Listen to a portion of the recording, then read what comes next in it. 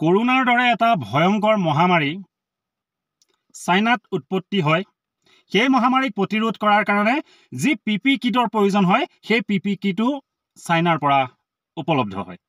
ভেকচিনো চাইনাই বনাব পাৰে, পিপি কিটো বনাব পাৰে, আৰু যিটো বেমাৰ সেইটো চাইনাৰ পৰাই আহে। গতিকে এই যি ৰঙা চীনৰ কথা আপুনি শুনি থাকে, যি ৰঙা চীন চাইনা, সেইখন আচলতে আমাৰ নৰ্থ ইষ্টৰ পৰা বহুত কিন্তু আঁতৰত আমাৰ নাই। বিশেষকৈ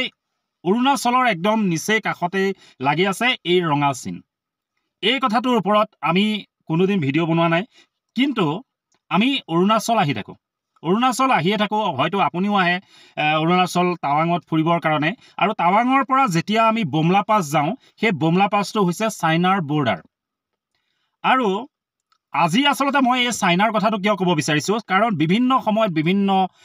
মানুহৰ মুখত আমি চাইনাৰ কিছুমান কথা শুনিবলৈ পাওঁ। চাইনাই আমাক কেনেকৈ ঠগে, চাইনাই আমাক কি বেচে, বা চাইনাই আমাক প্লাষ্টিকৰ চাউল খুৱাই মাজে মাজে। কাৰণ আমাৰ কিছুমান ঠাইত কেতিয়াবা আমি শুনিবলৈ পাওঁ যে চাইনাৰ পৰা এই প্লাষ্টিকৰ চাউলবিলাক আহিছে, বা অতি সুলভ মূল্যত চাইনাই আমাক বিভিন্ন ঘৰুৱা সা সামগ্ৰীকে ধৰি বহুত বস্তু আমাৰ যি আচলতে দৈনন্দিন ব্যৱহাৰ হয়, এই ব্যৱহাৰ হোৱাৰ বস্তুবিলাকৰ মাজত বেছিভাগে কিন্তু চাইনাই আমাক দি আছে, আৰু সেয়া বহুত সুলভ মূল্যত। হয়তো অইন দেশৰ পৰা তেনেকুৱা ধৰণৰ এটা মেচিনাৰী বস্তু আহিলে যিটো এমাউণ্ট হয় বহুগুণে কম চাইনাৰ পৰা অহা সেই মালটো। আজি আমি ক'ব বিচাৰিছোঁ চাইনাৰ কথা এই কাৰণে, বিভিন্ন টুৰিষ্টৰ লগত বিভিন্ন সময়ত মই অৰুণাচল টাৱাং আহি থাকোঁ, আৰু এই চাইনাৰ বৰ্ডাৰলৈকে কেতিয়াবা যাওঁ। আজি কথা হ'ল, মোৰ কিয় মনত পৰিলে চাইনাৰ কথাটো ক'বৰ কাৰণে, এই জে জং বুলি কোৱা যিকণ জেগা আচলতে, এই জেগাকণত সেই চাইনা আৰু আমাৰ মাজত যেতিয়া যুদ্ধ হৈছিলে, তেতিয়াৰে যি সৈন্য আচলতে শ্বহীদ হৈছিলে, তেওঁলোকৰ একো একোটা স্মৃতি এই টাৱাংখনত, এই অৰুণাচলৰ এই ঠাইবিলাকত আছে। আৰু তাৰে এটা হ'ল জে জং, যশৱন্তগড় জং। এই যশৱন্তগড় জঙত আমি যেতিয়া টুৰিষ্ট লৈ আহোঁ, তেতিয়া আমি এই ঠাইখিনিত ৰওঁ, কাৰণ এই ঠাইখিনি দেখিবলৈও ভাল লাগে, আৰু ইয়াৰ পৰা বোমলা পাছৰ যি আচলতে পাহাৰ, সেই পৰ্বত পাহাৰ, সেইটো ইয়াৰ পৰা দেখা পোৱা যায়। আৰু সেই পৰ্বতটোৰ, সেই পাহাৰটোৰ কাষতেই চাইনাৰ বৰ্ডাৰটো আছে, অৰ্থাৎ চাইনাখন আছে। সেইখিনিৰ পৰা আচলতে এনেকুৱা এটা ভি পইণ্ট আছে, আৰু সেই ভি পইণ্টটোৰ একজেক্ট পিছফালেই সেইখন হৈছে চাইনা। আচলতে মোৰ পিছফালে যিটো আপুনি ভি শ্বেপ দেখা পাইছে, এই ভি শ্বেপটোৰ পিছফালে আচলতে চাইনা আছে। ৰঙা চাইনাই আমাক চাই থাকে সকলো সময়তে, আৰু সেই ৰঙা চাইনাক চাবৰ কাৰণে আমাৰ ইণ্ডিয়ান আৰ্মিসকলে ইয়াত আমাক সুৰক্ষা প্ৰদান কৰিছে, আমাৰ কাৰণে তেওঁলোকে ইয়াত কাম কৰি আছে। আৰু মোৰ লগত আছে এজন ইণ্ডিয়ান আৰ্মি, আৰু তেওঁলোকৰ ইয়াত আজি আচলতে সুন্দৰভাৱে তেওঁলোকে লাঞ্চ আৰু ব্ৰেকফাষ্ট সকলোবিলাক তেওঁলোকে ফ্ৰী কৰাই আছে আজি। আৰু কৈছোঁৱে যে মোৰ পিছফালে থকা চাইনাৰ পৰা আমাক সদায় প্ৰটেক্ট কৰি আহিছে তেওঁলোকে। আৰু গতিকে এইখিনিতে মই এটা কথা ক'ব বিচাৰোঁ যে এই ইণ্ডিয়ান আৰ্মিসকলে যি চাৰিওফালে পাহাৰৰ মাজত তেওঁলোকে ইয়াত থাকি পেলাই আমাক সুৰক্ষা প্ৰদান কৰিছে। আৰু আচলতে আপুনি যদি এই এলেকাটো চায়, তেতিয়াহ'লে চাইনা আৰু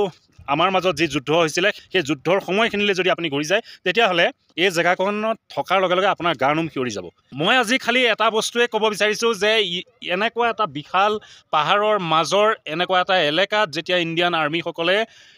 আমাক সুৰক্ষা প্ৰদান কৰে, আৰু এই সুৰক্ষা প্ৰদান কৰাৰ উপৰিও তেওঁলোকে আমাক ইয়াত যিসকল টুৰিষ্ট আমি অহা যোৱা কৰোঁ সদায়, যিসকল টুৰিষ্ট আমি ইয়াত লৈ আহোঁ বা যিসকল টুৰিষ্ট ইয়াত আহে, সেইসকল টুৰিষ্টক তেওঁলোকে সদায় ব্ৰেকফাষ্ট হওক, লাঞ্চ হওক, চাহ হওক, এই সকলোবিলাক তেওঁলোকে এটা খুব ভাল ব্যৱস্থা ইয়াত কৰি দিয়ে। গতিকে এইটোৱে হৈছে যশৱন্তগড় জে গড় বুলি কোৱা যায় আচলতে এই জেগাখন। চেলাপাছৰ পৰা অলমষ্ট 8 পৰা 10 কিলোমিটাৰমান আহিলে এই ঠাইখন পাব, আৰু ইয়াৰ পৰা জঙলৈ বৰ বেছি দূৰ নহয়। বৰ্ডখন দেখা পাইছে, আৰু এই বৰ্ডখনৰ একজেক্ট পিছফালে ইয়াৰ পৰা দেখা পায় চাইনা বৰ্ডাৰটো। আচলতে চাইনা, ৰঙা চাইনা বুলি কোৱা যায় যাক, ৰঙা চাইনা আচলতে আমাৰ পৰা এই ঠাইৰ পৰা বৰ বেছি দূৰত নহয়। আহোঁ বুলি ক'লে, কৰোঁ বুলি ক'লে যিকোনো এটা তেওঁলোকে কৰিব পাৰে তেওঁলোকৰ, কাৰণ ৰঙা চাইনা বুলি কোৱা যায়, কাৰণ আমাৰ ওপৰত সকলো সময়তে তেওঁলোকে দৃষ্টিগোচৰ কৰি থাকে। আৰু তেওঁলোকে যেনেকৈ আমাৰ ওপৰত দৃষ্টিগোচৰ কৰি থাকে, ঠিক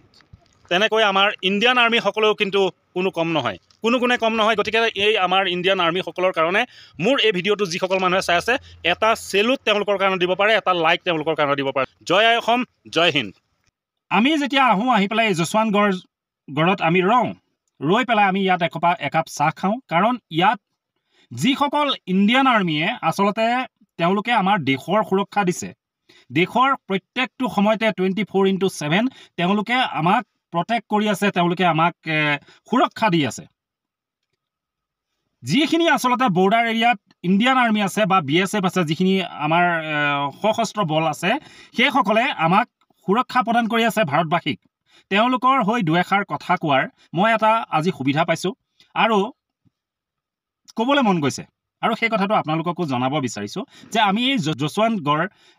গড়ত আমি কিয় ৰওঁ তেওঁলোকে ইয়াত কিছুমান ব্যৱস্থা কৰি ৰাখে কোনোবাই যদি ধোচা খায় কোনোবাই ইডলি খায় কোনোবাই পুৰি চব্জি খায় সেইবিলাক তেওঁলোকে এটা ৰিজনেবল প্ৰাইজত টুৰিষ্টক প্ৰতিটো সময়তে তেওঁলোকে সেৱা আগবঢ়াই আহিছে টুৰিষ্টৰ কাৰণে আৰু আমি প্ৰত্যেক বাৰতে এই ঠাইত ৰৈ পেলাই আমিও প্ৰতিটো টুৰিষ্টৰ লগত নামি আমি তাত একাপ চাহ খাওঁ আৰু তেওঁলোকৰ লগত হাই হেল্ল' কৰোঁ এতিয়া কথা হ'ল আজি দিনটোত আজি 13 তাৰিখ আৰু আজি 13 তাৰিখে তেওঁলোকৰ কিবা এটা ফেষ্টিভেল আছে নে কিবা এটা তেওঁলোকৰ তাতে আছে যাৰ কাৰণে মই জ্ঞাত যিহেতুকে নহয় গতিকে মই সেই কথাটো আপোনালোকৰ ওচৰত বিতংকে ক'ব নোৱাৰিম খালি মই এটা কথা কৈছো যে এই দেশৰ যি সুৰক্ষা দি থকাৰ সময়ত এনেকুৱা বিভিন্ন ভয়ংকৰ পৰ্বত পাহাৰৰ মাজত সোমাই তেওঁলোকে এনি টাইম সেই ৰঙা চিনৰ ওপৰত নজৰ মাৰি আছে ৰঙা চিনক চাই থাকিব লগা হৈছে তেওঁলোকে কাৰণ ৰঙা চিনে আমাক চাই আছে আৰু যিকোনো মুহূৰ্তত তেওঁলোকে যিকোনো এটা পদক্ষেপ হাতত ল'ব পাৰে কাৰণ ৰঙা চিনৰ কথা মই বেছিকৈ বহলাই ক'ব নালাগে তেওঁলোকৰ চৰিত্ৰৰ কথা এতিয়া কথা হ'ল ইমান ৰিস্ক লাইফত লৈ পেলাই তেওঁলোকে যি সুৰক্ষা প্ৰদান কৰিছে আমাক তাৰ উপৰিও চাওকচোন আপুনি এই যি টুৰিষ্টৰ কাৰণে এটা তেনেকুৱা কেণ্টিন বনাই তেনেকুৱা এটা সাৰ্ভিস তেওঁলোকে দি আছে আচলতে তেওঁলোকক আজি মই নখলাগি নোৱাৰিলো সেইকাৰণে এই ভিডিঅ'টো বনাইছো আৰু স্পেচিয়েলি মই তেওঁলোকক ইয়াৰ পৰা মই সেলুট জনাইছো প্ৰতিজন সৈনিকক প্ৰতিজন ইণ্ডিয়ান আৰ্মিক মই ইয়াৰ পৰা সেলুট জনাইছো ঘৰ সংসাৰ পৰিবাৰ কৰবাত থৈ পেলাই তেওঁলোকে এই পাহাৰ পৰ্বতৰ মাজত আহি সোমাই আছে তাৰ উপৰিও তেওঁলোকৰ নিজৰ ডিউটিৰ উপৰিও তেওঁলোকে যিখিনি টুৰিষ্ট আহিছে সেই টুৰিষ্টসকলক তেওঁলোকে এটা সাৰ্ভিস দিবলৈ চেষ্টা কৰিছে আমি বিলাক সিভিলিয়ানৰ কাৰণে তেওঁলোকে আচলতে কিমান